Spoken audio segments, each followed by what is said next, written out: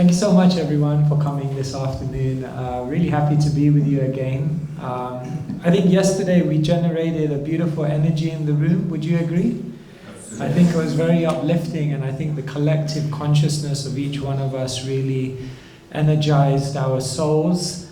And what we thought today is that we'll share some more ideas with you about leadership, but we're going to try and keep it a lot more fluid today. We think there's a lot more gems lying within your hearts, so we want to extract those gems and have a bit of a discussion. So that's what we're going to do today. For those of you here for the first time, who may not have been here yesterday, my name is Keshava Swami. I grew up in London, and when I was 15 or 16, existential questions began coming to my heart and mind, and after graduating from university at the age of 21, I went to my mom and dad and I said, I want to become a monk. My dad was like, I just paid for your university education. And I told them that I wanted to go to India for some time, and I did, and I explored, and I found my calling, and I became a monk, and I've been living as a monk for the last 25 years, and I try to travel the world and share spiritual wisdom with companies, organizations, academic institutions, government organizations, and beautiful people like yourself, sharing and also learning at the same time. So that's a little bit about me. And this is Raj. He is, what can I say, my better half. We do seminars together, and he's a consultant for the NHS. For those of you who are not aware, the NHS is the National Health Service in the UK, and he's like a meditation, mindfulness consultant for them, bringing in a different way to look at well-being apart from drugs and other such things. So we kind of bring in different aspects. I try to bring in spiritual wisdom, and he brings in a lot of day-to-day practical experience. So we'll try to share some things with you today. Do you want to say anything, Raj, before I dive in? Yeah, grateful to be here, and so nice that you guys could all come, and I'm really excited, and we're going to keep this very practical. And today I think we're going to go a little bit deeper than we did yesterday, because we sensed that people wanted a little bit more of the real deal. So we're going to try and give you some real deal, but let's see where it comes and what happens. But excited, yeah. Yeah, so yesterday, for those of you who weren't here and for those of you who were, a recap, we talked about how culture is so important and how culture eats strategy for breakfast. Culture is like the soil within which wonderful strategies can thrive. And culture is often neglected. And therefore we talked about 5 behaviors of cultural engineers. Every leader should be a cultural engineer. And therefore every leader has to embody the culture of care. They say people don't care how much you know until they know how much you care. And so care is so important. In Sanskrit, this is called svastya. And then we talked about how the best leaders don't hold power, but they take that power, they honor it, understanding it's come from something external to them, and then they share it in an appropriate way, always bringing out the best in others. They say if you inspire people to dream more, do more, be more, and feel more, then you're actually a leader. Then we talked about the culture of communication, and how having open communication with the people that you seek to inspire and serve is so important. And that communication is two-way. It's not just leaders telling their people what's going on, but it's also them receiving feedback, and that flow is very powerful. And then we talked about the culture of unity, that often organizations, communities, any group of people, sometimes they are their own biggest enemies because they're all fighting inside and disempowering each other. So creating collaboration.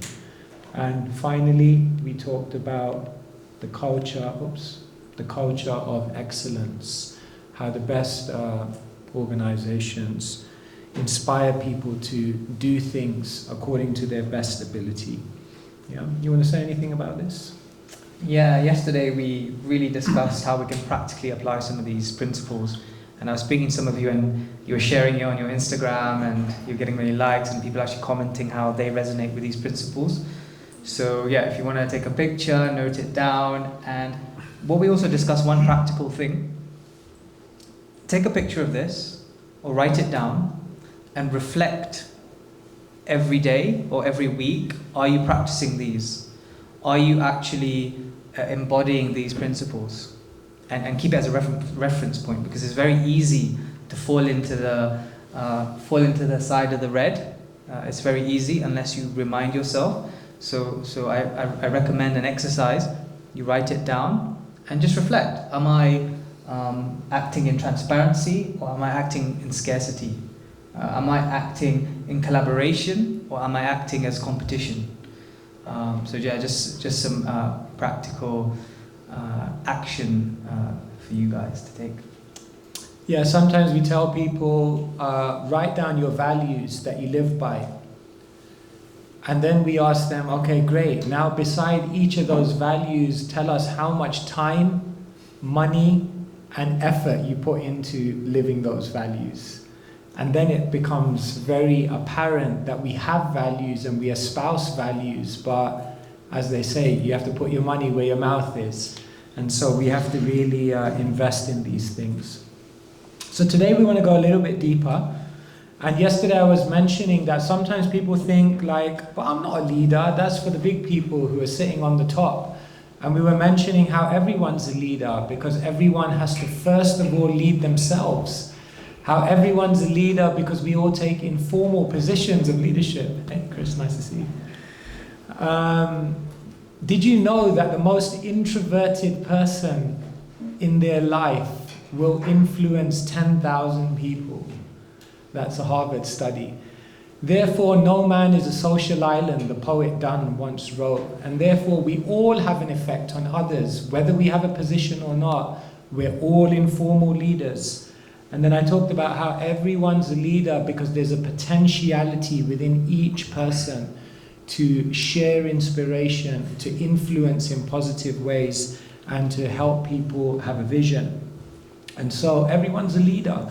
So today I was discussing with Raj just before the session, and we thought, yeah, let's go a little deeper and let's dive into perhaps the foundation of leadership, which is actually self-leadership. No one can be a leader until first they've led themselves. Within us there are different desires, as I was mentioning yesterday. Within us there are different responsibilities. Around us there are different opinions, and we have to be leaders to know which desires, which opinions, which activities are the most important ones to focus on. And once we've learned to lead ourselves, then we emerge in the world as powerful conduits to be leaders of other people. And so today we're going to look at what self-leadership means. And we're going to extract two things from the Bhagavad Gita. One about identity, and the other one about energy. And these are going to be very, very kind of quite deep spiritual discussions, but then we're hopefully going to link it back to leadership, and then we're going to kind of take some input from all of you in terms of what you feel about these things. Yeah, I think these are really foundational principles when we're discussing what to share, and we kind of came up with these two critical things. There's lots we could share, but I'm very excited for you guys. Who's heard of the Bhagavad Gita before? Just get a show of hands. And who's hearing about this for the first time? Okay. Yeah, so this is one of Keshava Swami's expert fields, the Bhagavad Gita, and it's a fascinating subject. It's been read by many famous people, Einstein, Gandhi, Martin Luther King, and timeless wisdom really deep in there. So yeah, let's dive in. This is the Bhagavad Gita, and the Bhagavad Gita is a conversation which takes place in ancient India. It's dated to about 5,000 years. And interestingly, the conversation takes place on a battlefield. Spiritual literature can be understood on different levels. One is that it's literal. These are events that happened. But then they say another level is didactical. These are events from which we learn lessons. But they say the third layer of understanding spiritual wisdom literature is metaphorical. And so their descriptions are actually a metaphor of what we're going through. And that the Bhagavad Gita takes place on a battlefield is very metaphorical, because do you sometimes feel as though you're living on a battlefield? Your life's a bit of a battlefield. There's all these influences, there's all this uncertainty, there's danger, there's excitement, there's friends, there's foes, there's intrigue. A battlefield is basically a metaphor of our life. And the battlefield is very interesting, because on a battlefield, the immediate and the ultimate are both important to you. The immediate's important to you because on a battlefield, in a moment, someone's going to start shooting at you and you need to know what to do. But the ultimate is also important, because on a battlefield, what could happen at any moment? You could die. And therefore, you begin thinking, what's life about? So the battlefield is a very, very important place, because it's the place where the immediate and the ultimate, the physical and the spiritual, the worldly and the otherworldly are both important.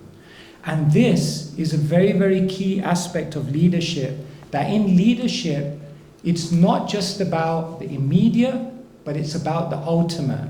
And it's not just about the ultimate, but it's about the immediate. I had an argument with my professor at UCL once, because he said, he put up a table and he said, managers, leaders. And I said, I don't agree. I think every leader has to have an element of management in his mind, or her mind. And every manager has to have an element of leadership, because you can't divorce the immediate from the ultimate. And so the battlefield is a very, very important place. And what happens is, on this battlefield, two individuals, Krishna and Arjuna, they began having a conversation about life, about meaning, about purpose, about happiness. And Krishna is essentially coaching Arjuna about how to be a leader. Arjuna is set to be the next leader of the world. And he's having an existential crisis, and so Krishna is training him, coaching him, inspiring him on how to reawaken his spirit of leadership. And in the process of doing that, he teaches Arjuna two very, very important things. One about identity and one about energy, amongst many other things. And these are two things we want to share today with you regarding leadership. Okay, so let's dive right in. Identity. As I was mentioning, before we can become a leader in the world, we have to become a leader of ourselves. And before Krishna teaches Arjuna to go out, to be a leader on the battlefield and to eventually accept the throne, the very first thing he does in the Bhagavad Gita is he tells Arjuna, first you have to understand yourself. And therefore, identity is the very, very first teaching of the Bhagavad Gita. And this is what Krishna basically teaches Arjuna in terms of identity. The very, very first thing he teaches Arjuna is that the physical body that you have, what you see in the mirror every single day, that body is not actually you. This body is just a vessel. This body is just a vehicle. And it's made up of 5 elements. In Sanskrit we say, Bhumirapo nalo vayu kamano buddhirevacha ahankara iti amme bhinna prakritirashtadha. Earth, water, fire, air, ether. This is what makes up your physical shell. But it's only a set shell. Inside of that, there is a subtle body made up of mind, intelligence, and ego. Most people, even when they go beyond the physical, they get stuck and they identify themselves with their minds, their thoughts, the desires which go through the consciousness. But Krishna says the mind is simply a tool. It's simply software. It's the interface between you and the body. And what Krishna teaches Arjuna is that actually you are, I have to wait for it, the soul. You are a spark of consciousness. You are that which animates the body. Now this is, in some sense, for all of you, not new knowledge. You're aware of this, but this is incredibly profound. Because it's one thing to know it, but it's another thing to internalize it and guide one's decisions and directions in life through this lens.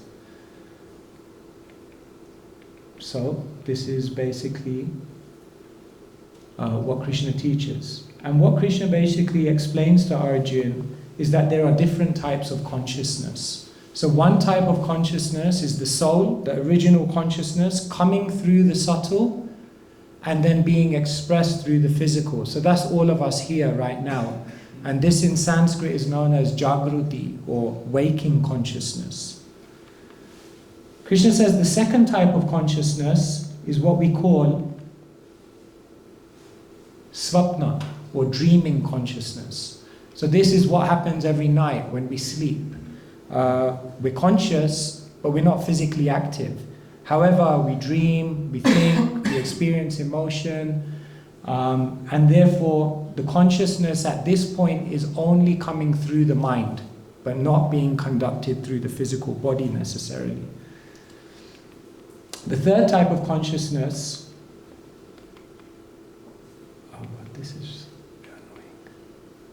is known as Shushupti. This is deep sleep. The soul is still there, the soul is still active within the physical and the subtle shells, but it's not able to experience or express any activity. This is kind of, for example, if someone is in a comatose state, or that kind of thing. Or, for example, in medical science, they have something called PVS, persistent vegetative state. So the soul is still there, and it's conscious. They acknowledge the body is alive, but there's no expression in any way. But interestingly, Krishna says there is a fourth type of consciousness, which is known as Turiya, fourth dimensional consciousness. And this is consciousness which is, in one sense, expressed through the mind and body, but isn't tainted by the mind and the body. This is pure spiritual consciousness, which remains unaffected by any of the external coverings.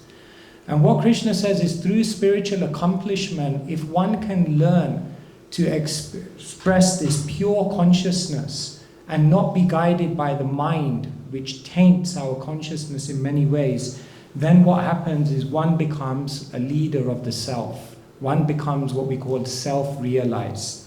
And through that self-realization, one can actually do incredible things, because the only thing holding us back is our own minds. So the Upanishads, which are further ancient Sanskrit literatures, they often give this metaphor of a chariot being led by horses. The horses represent the senses, the reins represent the mind, the driver represents the intelligence, and the passenger represents the soul.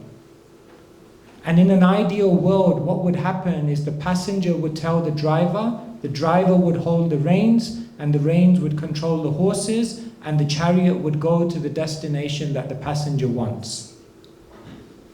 But in most people's lives, it's all going the other way around. The horses are going wild, the reins are out of control, the intelligence can't really do much, and the soul is like a silent passenger just going wherever the chariot is driven by the senses. And this is what Krishna explains is a lack of leadership in one's life. And so, the mind, Krishna says, can be the greatest friend or the worst enemy. And what we tell people is that the mind you can think of the mind as a browser, an internet browser. A browser is not alive, right? It's just a tool that you're using. However, a browser has a home page, isn't it? And in the same way, our mind has a home page. It has a default way of thinking. A browser has favorites. The mind also has favorites, certain things it constantly gravitates towards. The mind has the browser has a history of where you've gone before. The mind also has a history, traumas, experiences. A browser has an autocomplete, so that when you type www.a, a bunch of websites come up. So the mind also has an autocomplete, so that when it sees one thing, it immediately triggers another 5 thoughts. My question to you is, can you change the home page on a browser? Yes. In the same way you can change the home page of the mind. Can you delete or can you reorder the favorites on a browser? Yes. In the same way you can do that for your own mind. Can you delete the history on a browser? Yes. In the same way you can do that in your own mind. And can you remove the cookies so that there's no autocomplete? Yes. And you can do that on the mind as well.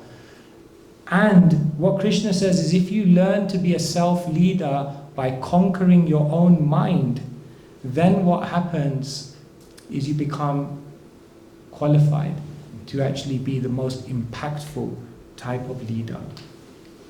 And therefore, all the strategies of leadership that we talk about, if they don't begin from someone who's learned to control their own mind, we can say a leader has vision, a leader has strategy. We can even say a leader is good at organizational culture.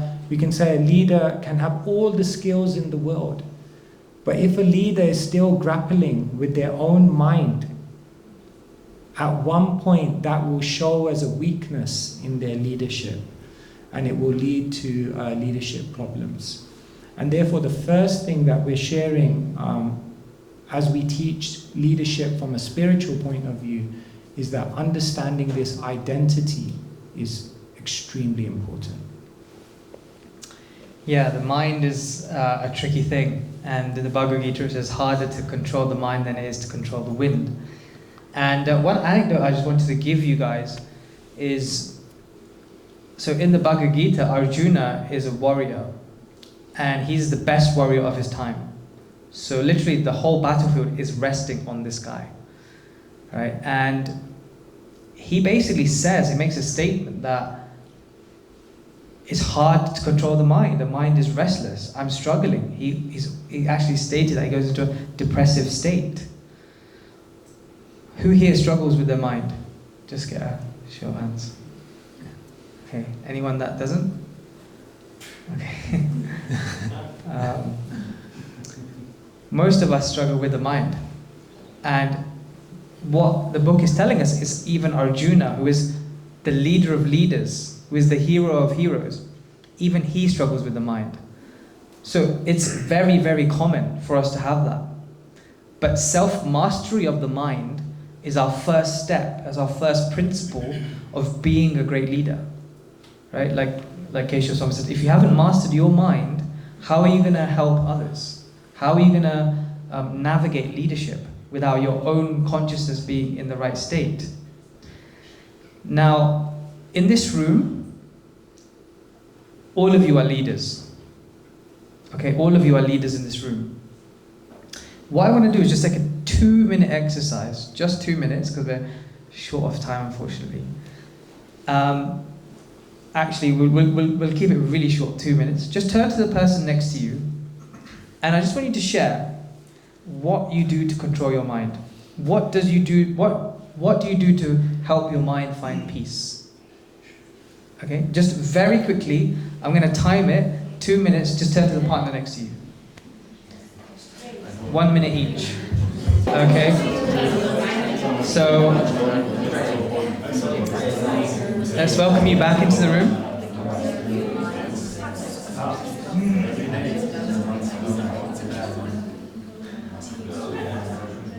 Wonderful, wonderful.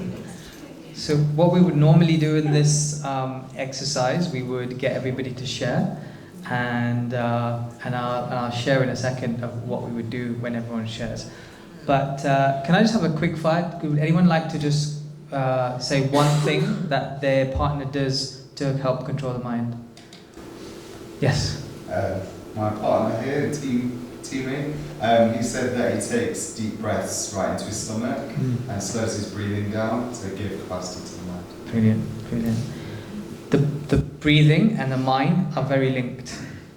When you control your breathing, you can actually control your mind. And it's actually scientifically proven. There's data around this, that breathing and the two are linked. And in chapter 6 of the Bhagavad Gita, it talks about pranayam. We have a pranayam teacher here also. And it talks about how to reduce anxiety, right? And that's through breathing. When you're stressed, your breathing increases. People have panic attacks, they have heavy breathing. So or when you're nervous, you have heavy breathing, So controlling your breath is a great way. It's very scientific. Thank you for sharing that. Anyone else? We take, yeah. Step back and becoming the observer. Okay, amazing. Don't take life so serious sometimes. Okay, brilliant. Overbreathing. Brilliant. Don't take life seriously and become an observer. Yeah, that's brilliant. Detaching yourself from the situation. Yeah. I go into gratitude because to Brilliant. me gratitude is the highest frequency of acceptance. Brilliant. And then I get a different energy, what a mistake is or Yeah. what is actually going on in my mind. Brilliant. Gratitude is the mother of all qualities. And if you can have gratitude within your heart, all other qualities will stem from that practice. So gratitude is one of the greatest practices that you could have. So I recommend everyone do it, and thank you for sharing. Yes, we'll take one. Also, I think looking at the big picture, because sometimes I find that we focus so much on the small details and we get stressed about the small details, when in reality, when you look at your life globally, it could give you more peace to look at the big picture. Thank you so much. Yeah. Can I just say something on that? Because I saw an Instagram reel. Djokovic, the famous tennis player, he was saying, you know what I'm going to say? He said that in his whole career, you know how many of his matches he won? Djokovic won 80% of all the matches he played. And then he said on the reel, you know how many points I won? If you break it down. He said I won just about 50% of the points. And he said you can lose 50% of the points, but you can still win 80% of the matches, because a point is just a point. And you just got to learn to move on from that point and see there's something much greater. So anyway. We'll come to you in a second. I just want to add to that. So just keeping it very real. So we run this NGO and we have 300 volunteers, 15,000 students, lots of things. And sometimes I'll come to Keshava Swami. Oh my God, there's this going on and there's this going on and I don't know how to deal with this. And this happened. And Keshava Swami's like, dude, chill out. See the bigger picture. It's okay.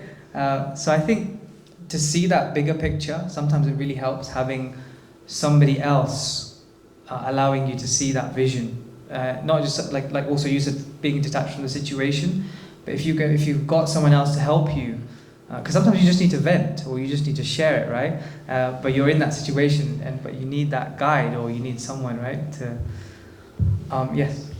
Yeah, I think for me it's also in the moments when I'm in fear. There is the moment where I'm conscious about, okay, this fear doesn't help me. Mm-hmm. So I have useful thoughts and unuseful thoughts. Mm-hmm. So when I register, oh, this is an unuseful thought, Mm-hmm. then I'm like, I'm not gonna feed it. Mm-hmm. Because if I feed this Mm-hmm. and put my attention on this negative thought, it gets bigger, Mm-hmm. So then when I have this unuseful thought, I'm like, okay, how can I replace it to a useful one? Mm-hmm. And I try to put all of my attention there and manifest that and not the other one. Mm-hmm. So this is my kind of We wish we could carry you in our minds. but it's not always working because sometimes you, in a moment of fear and then takes over sometimes. So Yeah.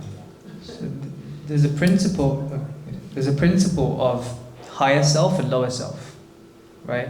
And we're often switching between these two, right? The immediate, there's the immediate reaction that we have, or the fear we have, which is the lower self, and that's reacting in a way when we necessarily don't want to. And then there's a higher self, which is the reflective self, which is analytical, which takes time. And our mind's constantly flicking between these two things, right?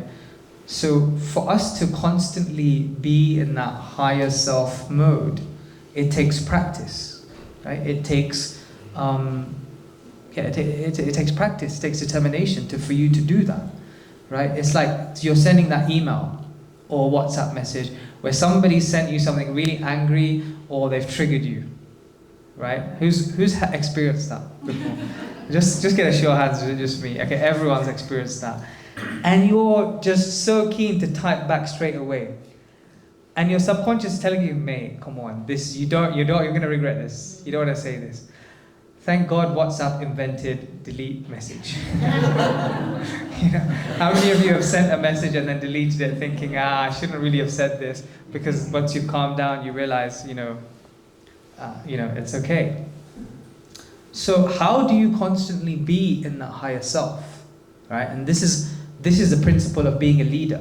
The leader is consciously trying to always be in the higher self, the higher version, so then they can navigate and make decisions, and everything they do is on the higher self, which then transmits and transfers into the staff, the employees, or everybody they're working with, right? That is so important. And I can't emphasize how important it is that you become a conscious leader and you're able to control the mind, because it affects the whole organization. Just think about it. Your mindset affects the result of the whole organization as a leader. Just this point, whether in your higher self or whether in your lower self, because it determines the culture, it determines the results. If you're in your higher self, you can have better strategy, you can have better reaction, you can have better interaction. And that's why these principles, these tools that we're sharing, are practical tools to help you. And these aren't tools that we invented or were invented last 10 years or just came about. They've been around for 5,000 years, if not more. There's spiritual texts, there's spiritual leaders that we study from Vedic wisdom, and this man is a jewel house of Vedic wisdom. We're just scratching the surface, if I'm telling you honestly, just being raw. But if you hear the Vedic stories and what's in them and how the leaders have actually reacted, you will be able to understand, how they can be in troubled situations but react in the higher self. Now here's some of the things, and you guys have already shared, and what we would have done in a longer time or a workshop is, actually the knowledge is with you all. And it's about sharing with each other. Some of you do journaling, some of you do mindfulness, etc. There's different things. One thing I just want to we're going to open up for questions in a second. But one thing I just want to highlight on here is the idea of meditation. And it is everything you just said is a meditation, but taking that conscious time out, that 5 minutes, that waking up 5 a.m. in the morning or waking up at the early hours and practicing meditation sets you up for the whole day. The Vedic sages, what they would do is that morning period will be a time of reflection, time of meditation, time of detachment from what's going on in the world, right? And that's usually done between 5 a.m. and 8 a.m., right? I woke up this morning at 5 a.m. because when you're sharing a room with a Swami, you can't you're not allowed to press snooze, You've heard it from him at 5 a.m. So, even though he went to bed at 1. We'll share privately about our spiritual nightclub story. We'll continue. So we'll open up for questions, but who's tried meditation before? Just get a show of hands. Okay, pretty much everyone, right? There's different types of meditation, and there's different types of mindfulness. Meditation in one level the starting point is doing meditation in the morning and a separate activity, but also meditation involves everything you're doing. If you're having a shower, feeling the water on your hands. If you're eating your food, actually tasting the food.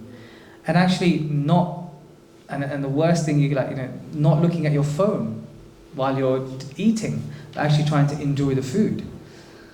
These are all mindfulness practices, and I know maybe how does this relate to leadership, but these little things impact you connecting with your higher self. So we'll open it up now. Yeah, we have a lot more content to share with you, but we're just sensing in the room it would be nice to have a bit more exchange and bring out some deeper points, really how it relates to your life. So yeah, I guess we'll just open it up and see where you'd like to go. Yeah, please. I have people look at clarity, especially through self-reflection and emotion management. And what helps me is to use the Hawkins emotion scale. I'm not sure if you heard of it, because it really helps. We can practice mindfulness, but if we don't understand the emotions that come up, so we have like anger, shame, guilt, sadness, pride, and everything. If you don't understand these emotions, we don't get really to the depths. And this scale helps me to get up in the scale, to practice more gratitude and create inner peace out of an understanding management level. And I just wanted to share this, and maybe the book that helped me is The Pathway to Surrender from Hawkins, that explains the emotions, and then I understand my why I practice mindfulness. Yeah. Does this make sense? Yeah, it's beautiful. Thank you so much for sharing that. Whoops, sorry. I'm just going to go back just to show you this diagram, just to reflect very quickly on what you've said. According to this model of consciousness, what the Bhagavad Gita teaches us is that there's an impulsive self and there's a reflective self. The impulsive self is the physical body and the subtle body, from where stimulus and emotions come. And then the reflective self is the intelligence and the soul. And the art of life is to bring those two into conversation. In other words, what happens is that we tend to, the impulsive self just tends to take us away, as you said, like the emotions. But when we stop to think, feel those emotions, ask ourselves, where are those emotions coming from? Then what happens is it helps us to process those emotions. Often people, when they have emotions, they go to two extremes. Either they let it loose, or they lock it up. Or they don't know how to describe it. Yeah, exactly, We get yeah. emotions, but we don't have the words to describe the feelings to it. Yeah. So either there is anger or sadness, and sometimes it's not so brutal. Yes, I feel anger, but it's not that strong. So maybe vocabularies are also needed to describe the feelings behind the emotions. Yeah, no, thank you so much. And just one final thing I'll say is that this idea of the impulsive self and the reflective self coming into discussion, one way that's really helped me in my life, and I never thought I'd do it, but when I was 21 and I joined the monastery 25 years ago, one of the monks said, I think you should write a diary, a journal. And I was like, that's what teenage kids do when they like some, he goes, no, try it. And somehow or other, for 25 years, I've maintained a journal. And it's such a beautiful way to bring the impulsive self and the reflective self into conversation. And it really helps you to understand your emotions. So yeah, just a small thing, but thank you. Yes. Yeah. What has worked for me is realizing my mind is like a thought-producing mechanism, and I don't have to identify with everything it produces. Yeah. And to give an example, a simple example, perhaps I wake up 3 in the morning, go to the toilet, and I think, well, I could go in the kitchen and eat something. And then another voice says, but that won't help you sleep. Allow yourself to get hungry, wait for breakfast. So I try to look at where these thoughts are coming from within myself. Right. and I try to be aware of what I call the meta-observer, to look at the quality and to differentiate. Is that something to follow? I know I cannot push thoughts away, that won't work, but I can evaluate them and try to see where they're coming from and ask myself, does this particular thought serve me or not? Thank you so much. Yeah, that's beautiful. Yeah. Do you want to comment on that? Or no? Okay, yeah, Chris. I think to add Thank on you. to that, there's a really good mantra that you use for that, where you just say, I'm not the body, I'm not even the mind. So I think when you start to, like you said, you've got that choice, when you completely detach yourself from actually what I'm feeling inside, right? It's the body and the mind, but you're bigger than that, you're greater than that. Yeah. So by repeating, I'm not the body, I'm not even the mind, it gives a realization that actually this is just all external stimulus, and that inside it can't be touched. Yeah, thank you so much. Yeah. Wonderful. In Sanskrit, the soul is described as Satchit Ananda, which means full of knowledge, eternal bliss, and which means you have infinite potential, infinite ability. So when you're connected with your true self, your identity as a soul, it really is a powerful meditation, powerful realization. And that's like the foundational, and that's what we were trying to share. It's like really foundational starting point, and this is what where the Bhagavad Gita starts. Like, what is your true identity? Who are you? You know, and it all stems from that. Once you know who you are, then you can start navigating the world. You know. Yeah.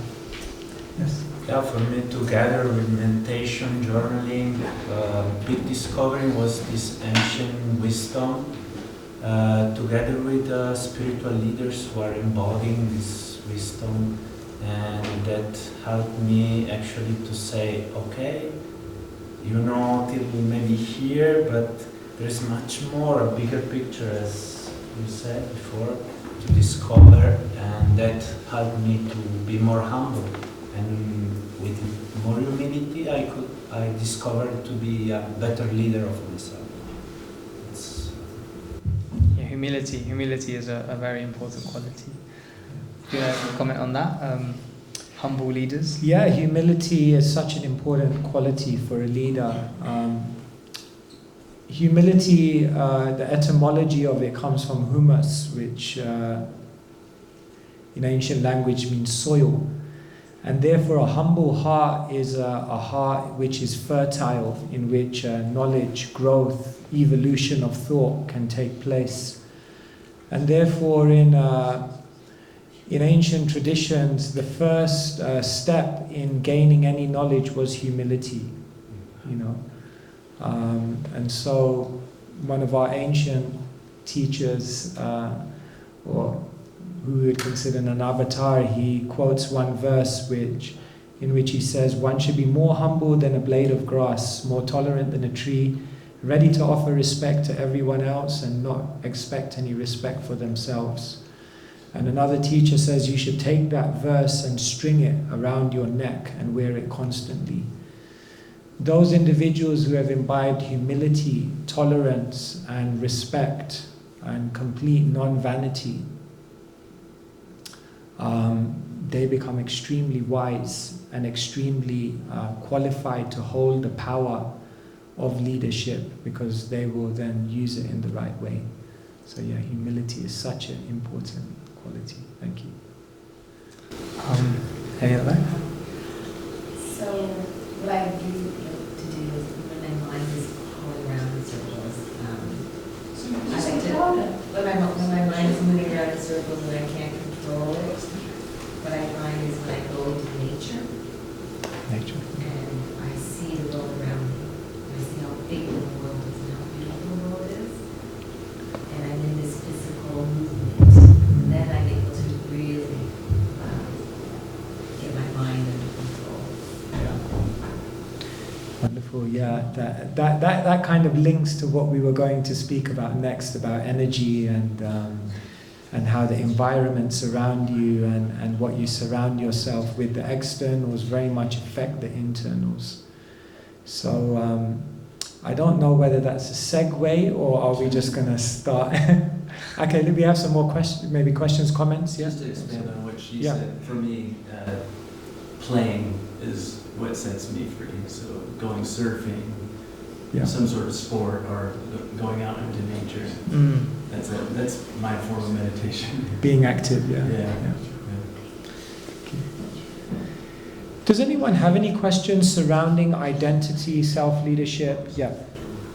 I think maybe I have a reflection, but I think it needs to wait for a moment. I'll listen to Okay, the energy. sure. Please. Sure. Yes, we Yeah. will listen to energy. We just want to find out how to protect yourself from the negative energy that's not yours. Okay. Or how to be able to receive it, but not let it stay inside you. Right. We should maybe Yes. do a quick. Shall we say it's going to have to be really quick, but we're going to try and share something about energy. Yeah, he's got a flight to catch. He's flying to Hong Kong. But we're going to try and hold him here a little bit. No. This is actually a profound topic, but yeah, let's see what we can do. First, quick question. Is this person expressing free will? Is this person expressing free will? No. Yes? You No? never know. You never know? I would say no. I would say no too. Yes. Okay. What about someone who picks up a cigarette packet upon which it says, this is basically going to kill you? Are they expressing free will? Yes. I think they are. Both of them do. It's possible. Okay. Our goal today was to get all of you guys to argue with each other. What is free will? Yeah. It's interesting because the answer is yes and no. Clearly they're making choices here. But clearly, in another sense, it seems they're being impelled by something else to act almost against their free will. And this is very, very profound because what Krishna explains in the Bhagavad Gita is that the unique feature of every single soul is that every soul has free will. But the reality of the world is that there are different energies which are surrounding us, which when we're influenced by, almost begin to limit our free will. And so this is an incredibly profound subject called the three modes of material nature. Maybe some of you are familiar with this. This is a verse from the 14th chapter of the Gita, where Krishna explains that in essence there are three energies in this world. Sattva, which means goodness, Rajas, which means passion, and Tamas, which means ignorance. So you can think of these three energies as something like the three primary colors. Blue, red, and yellow. Sorry, yeah. It's been a long time. And the combination of those three colors create a spectrum of other colors. And similarly, these are the three basic energies which pervade everything in our environment. And then they also pervade our own consciousness in our inner world. And so this is very, very powerful. When we understand the characteristics of each one of these energies, then what happens is we can engineer our lifestyle to decide what energy we want to be influenced by. And the idea is that if you imagine ignorance to be here, passion to be here, and goodness to be here. As you rise in your energy and you become influenced more and more by goodness, then what happens? Proportionately, your ability to express your free will is increased.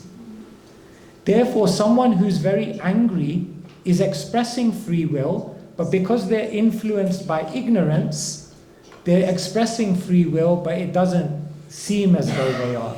And that's why some of us said yes and no. You are both right.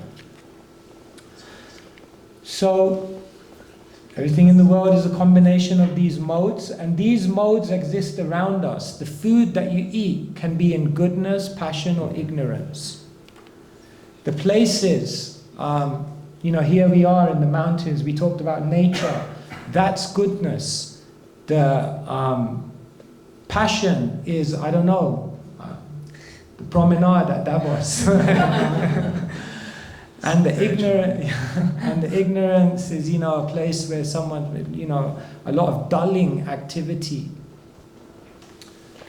Times of the day. It's said that the first 8 hours of the day are pervaded by goodness. That's why between 12 and 8, that's the best time to meditate. That's the best time to study. That's the best time to reflect. From 8 till 4, that time is pervaded by passion. That's why you see in the world, that's when people get things done. That's when the world's moving. That's when people are trying to achieve things. And then you see generally between 4 and 12, that's when everyone's slowing down. Because that's when ignorance kicks in. It becomes dark, and so you see these energies are there. Even the clothes that you wear, everything is pervaded by these energies. And according to the energies that you surround yourself with, it then creates a certain configuration of goodness and passion and ignorance with regards to your inner consciousness. So this creates this. So one who's in passion will generally gravitate towards passionate environments, and passionate environments will reinforce that passion within. And so this science of how to balance your energies and how to know what your diet is not just what you eat. Your diet is what you see, who you speak to, what kind of sounds you surround yourself with, what kind of times of day you function in. Yeah. What Instagram reels you watch. Yeah. We're just going very quick because of time. And the idea is that if you can engineer a life in goodness, then what will happen is that you'll maximize your health on a physical and emotional level. The more you inculcate goodness, you'll generally be able to achieve more, because you'll be less impelled to do what feels good now, and you'll be more driven to do what you know will be beneficial in the long term. If you engineer a life in goodness, you'll generally be more wise, because it's said that goodness illuminates the consciousness so that it's able to receive and act upon knowledge. You'll generally feel more happiness and well-being, and as you surround yourself with sattva or goodness, you'll actually see the best of your character coming out. And if you surround yourself with goodness, then you'll also maximize your leadership. So today we were talking about self-leadership, and the more that we understand identity, how to control the mind, and how to identify as a spiritual being, and the more that we understand energy, the influences around us, and we engineer a life in goodness, then these two aspects of understanding how to empower ourselves mean that we become leaders of ourselves. And these kind of individuals are the individuals we need to be the leaders of the world.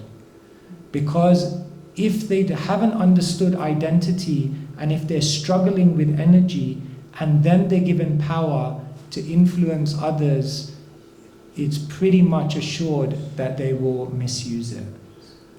And so here we can talk so many strategies about leadership, but it means nothing unless we've led our own consciousness.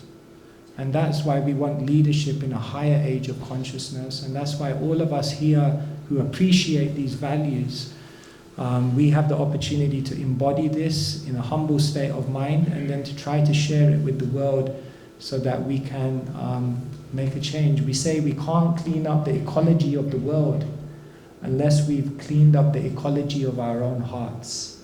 And so that's what we're really here trying to do. Yeah, you want to say something? I was just going to share, this is just some of the tools that we offer, or we're giving, or we're sharing. There's a lot more models that we could go through, and spiritual knowledge that's there. We're just recapping for everyone. We said identity is crucial at the beginning stage. and then energies is something that we have to navigate, but that self-leadership is the most critical. And I think we'll open up for a quick question in a second. I think we've got 10-15 minutes if we want to have some discussion. Should I share about ThinkIn, or should I? Sure. But maybe we can do that right at the end. Okay. Yeah. So do we have questions? Anyone want to ask anything? Yeah. I have a question, but I'm not quite sure yet what it is, but I think I'll get to it. So, so it's a combination of that energy and identity. So, as I see, and this is in my experience, obviously, becoming who I really am, it also requires a lot of courage. And in terms of leadership, also being a woman, there are certain narratives what that should look like. So there's something here that we are talking about, that identity is becoming the best version of yourselves, the best expression of that energy. And most of these, you guys, I don't know, but we have the same energy, right? That we have the same life force, but we are all a bit different. It's manifesting in different ways. So for me, I think there's a question around and personal pondering around allowing this unique expression of my energy to come out, to be in service and be the greatest version of myself. And how is this possible in today's navigating that? When there's so many expectations and opinions around you, how do you find yourself? Is that what you mean? Yeah. I think it's into that direction. Just understanding that uniqueness that we have, that at the same time is universal. Am I making any sense? Yeah, no, you are, for sure, for sure. Well, the very first word of the Bhagavad Gita is Dharma, and the very final word of the Bhagavad Gita is Mama. So, Dharma Mama in Sanskrit, which is the first and last word of the Bhagavad Gita, literally means, what is my purpose? And so the whole Bhagavad Gita is centered around understanding purpose. We're all unique, individual beings. And the interesting thing about the Bhagavad Gita is that it says that each one of us has two purposes. We have two dharmas. And in Sanskrit we say one dharma is Swadharma, and another dharma is called Sanatan Dharma. We have a body, we have a mind, and according to our body and mind, we have a certain personality in this chapter of existence. And therefore, some of us are teachers, some of us make money, some of us are charismatic, some of us are more quiet. And we each have our personality, and each personality is beautiful. And therefore, Krishna says everyone has to find their own Swadharma. Einstein said everyone's a genius, but if you convince a fish that it has to climb a tree, it will live its whole life thinking it's a failure. And so, finding that authenticity on a psychophysical level, that's the first purpose, Swadharma. But then what Krishna goes on to say is that we each have a Sanatan Dharma, that beyond this body and mind, we're each spiritual beings, and we're each on a spiritual journey. And we each have a quest which goes beyond this world. And that's our spiritual quest. And what Krishna basically explains is that when we build a life where we honor our Swadharma, and we simultaneously in every activity factoring in our eternal purpose, when you bring those two together, then you live the most dynamic life. And what you mentioned, which is that we are surrounded by so many noises, opinions, expectations. One English writer says, the hardest and simultaneously easiest thing in the world is to be yourself. Kind of interesting, isn't it? It's like, it's the easiest thing to be yourself, and it's also the hardest thing. Because to be yourself, you have to stop trying to be everything that the world told you to be. And that means you have to be brave. That means you have to be courageous. That means you have to say, well, I don't have to do that by 28, and I don't have to be this by 40, and I don't have to have that by the time I'm 50. The worst type of success is when we fulfill all of our goals and then we realize they were somebody else's goals. So yeah, that's why as monks we regularly, not just monks, any spiritual practitioner regularly disconnects, because we need space to hear the heart. Some thoughts on this? I don't know if that... I think you just answered the question that was... Okay. Thank you so much. Thank you so much, yes. Yes. A famous quote by Steve Jobs, which maybe you've all heard before. He said, "Be yourself. Everybody else has been taken." Already taken, yeah. Yeah, no, for sure, for sure. Yes, Amber. About identity, may I ask you, like, how would you describe who you are? Who are you, Raj? The best version of himself. I don't know. I think there's, yeah. After giving a whole seminar on identity. I don't know. I think you're many things. You have many roles, right? Like, I'm a brother, I'm a son, I'm a speaker, you know, I'm a citizen, right? There's many external roles, but eternally I'm a soul, and that's my real identity. Is I'm a soul, and not just a soul, but as a soul that's desiring to love and be loved. You know, that's ultimately what we're seeking as souls. So, and I'm desiring that connection for service and connection with divinity. So, yeah, I would say, in essence, my identity is one of a person, a soul wanting to connect with divinity. If I boil it down in its essence, that's who I am, and what I'm trying to do is establish that relationship with divinity, establish the perfection of that relationship through practice, and be in that perfection, be in that perfected state. So that's my sort of idea of, okay, who am I? Yes, externally I'm many things simultaneously, but also simultaneously I'm none of these things, and I'm actually just a soul, just living here for that purpose. And I think it's useful to take that a little further, because if I sit here and say I'm a soul, what does that really mean? And so the Vedic teachers say to be a soul means to serve, and to serve means to love. And so who am I? I'm someone who serves others, and I'm someone who loves others.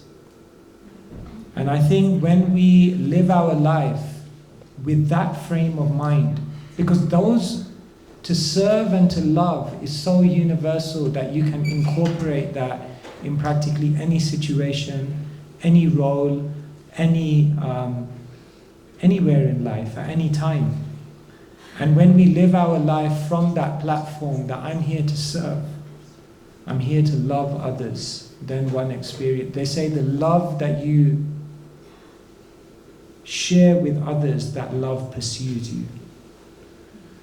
And so that's what it means to be a soul. I think that's a nice segue to share about ThinkIn, because what we're trying to do is create servant leaders, authentic leaders, and conscious change makers. So yeah, we played a video yesterday. I think some of you guys are here for the first time, so maybe we could share it with you. So we're here to empower people, share the knowledge. You can invite us to your companies, you can invite us to your organizations. Just give us a day and time, and we'll turn up, because we're here to serve. So we do workshops, initiatives, day retreats, long week retreats as well. And yeah, you'll experience something really authentic, really genuine, and you can actually go much deeper and transform that consciousness, because it's coming from a very authentic and higher place. And yeah, we just want to share it with the world, and we're here to serve you. So yeah, please connect with us. I know Keshava Swami has limited time now, but I'll be downstairs after the session. So if anyone wants to speak or connect, yeah, we'll be in touch, and maybe we'll send an email out also, or just leave us your cards and we'll get in touch also. Any final words, Keshava? No, I just want to say thank you so much. It's really been an honor to be here in Davos with all of you in the sacred show, and it's just been such an uplifting atmosphere. And I hope this is just the first meeting amongst many, and I hope we all cross paths and hold hands and go out into the world and share what we're learning from each other with compassion, with humility, and to really try to contribute to crafting a better universe for everyone on the planet now and for future generations to come. So yeah, I'm on my way out. I'm heading towards the Far East. I'm heading to Hong Kong, and then going to be in Australia. So I pray for your good wishes, and I pray that all of you also meet with success in all your beautiful endeavors. I'm just looking around at the room, and I know you're all doing incredible things. So be blessed, be empowered, and let's all keep in touch and create a revolution of love. Thank you so much.